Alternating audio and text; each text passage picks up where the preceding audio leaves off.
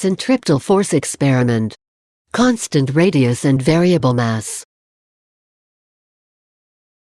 In this experiment you will verify Newton's second law for an object undergoing uniform circular motion.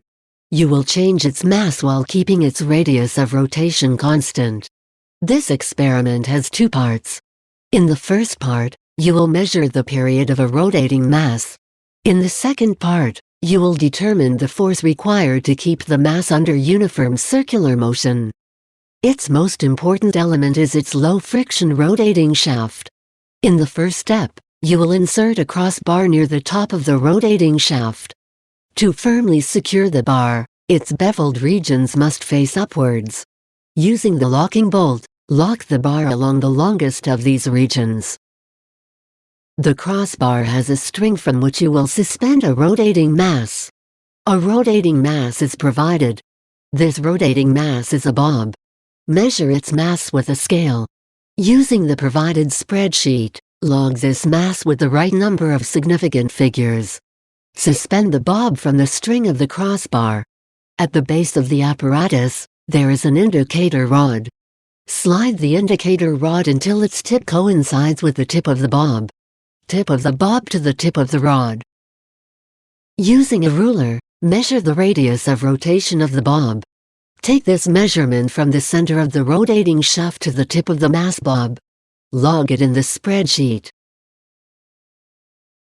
A spring is provided.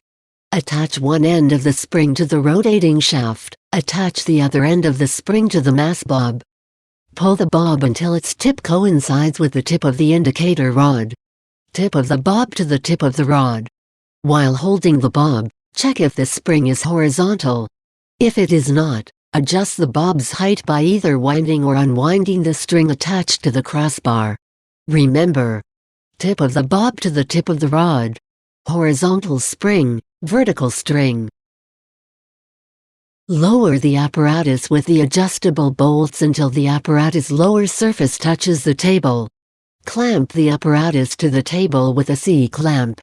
Do not start the experiment until you align the bob, the rod, the spring and the string. Also, ensure the apparatus is clamped to your table. This will prevent the apparatus from moving while you perform the experiment. Use your fingertips to rotate the shaft. Adjust the shaft's angular speed until the tip of the bob aligns with the tip of the rod. If the shaft rotates too slowly, the bob will pass between the indicator rod and the rotating shaft. If the shaft rotates too fast, the bob will move past the indicator rod. Practice this exercise a few times with the rotating shaft before you start. Once you learn how consistently align the bob with the rod, you can start the experiment.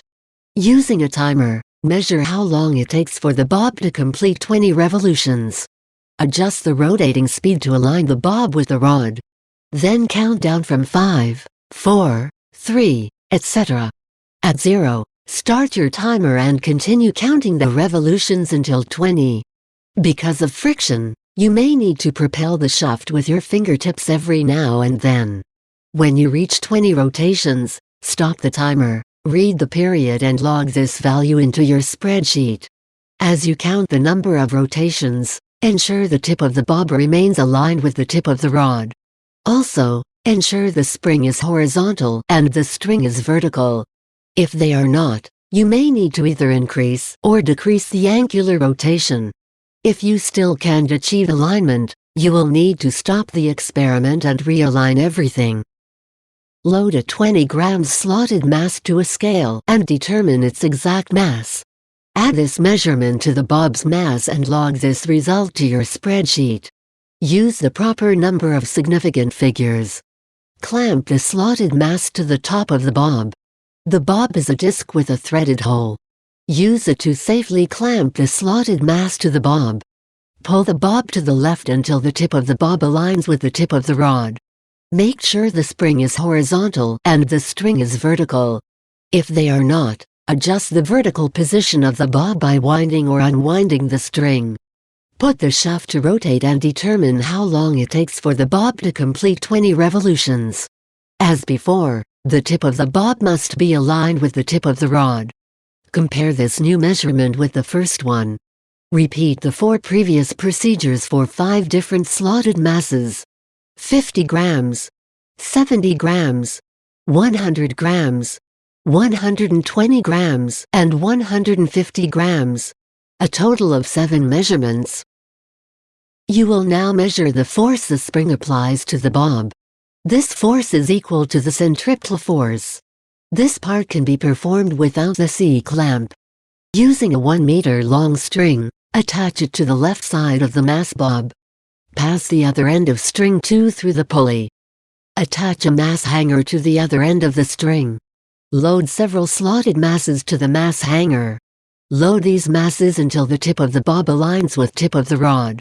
Also, check if the spring is horizontal and the string is vertical. Using a scale, measure the net hanging mass. Mass hanger plus slotted mass. Log this measured value in your spreadsheet. Add the 20 grams slotted mass to the top of the bob and repeat the 4 previous steps. Repeat this step for the remaining slotted masses: 50, 70, 100, 120, and 150 grams. You completed the experimental part. Now perform your data analysis and determine if your experimental results are close to the theoretical ones.